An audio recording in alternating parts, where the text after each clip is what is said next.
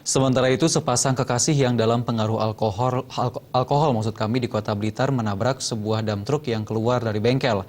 Akibat kejadian tersebut, keduanya mengalami luka serius dan harus dilarikan ke rumah sakit terdekat untuk mendapat pengobatan medis.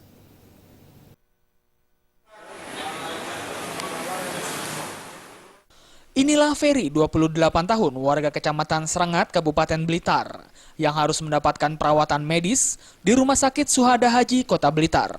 Ferry bersama teman wanitanya, Sulis, 25 tahun, yang juga warga Kecamatan Serengat, mengalami luka serius akibat motor yang dikendarai menabrak sebuah dump truck yang keluar dari bengkel. Kecelakaan ini terjadi di Jalan Tanjung saat terjadi turun hujan. Ferry yang mengalami luka pada bagian kaki dan kepala, meronta-ronta tak kuat menahan sakit.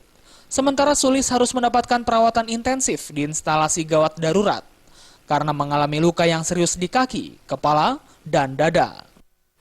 Terkait dengan laka kendaraan truk yang terjadi jalan belakang tadi,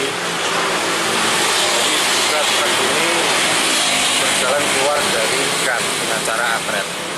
Nah, tujuannya dia mau berjalan ke arah timur. Nah, untuk kendaraan roda 2 yang berboncengan, dia berjalan dari arah barat ke timur. Untuk proses kecelakaan masih dalam proses penyelidikan kami, sehingga kami belum bisa menentukan dan bisa menyimpulkan bahwa kejadian laka yang sebenarnya seperti apa untuk korban. Dari kejadian ini, polisi mengamankan sebuah motor milik korban. Dalam kasus ini, polisi menduga kuat bahwa kecelakaan terjadi karena korban mabuk akibat minum minuman keras. Namun untuk memastikan kejadian yang sebenarnya, petugas masih menyelidiki dengan minta keterangan beberapa saksi dan supir truk. Dari Jakarta, Hoirul Abadi.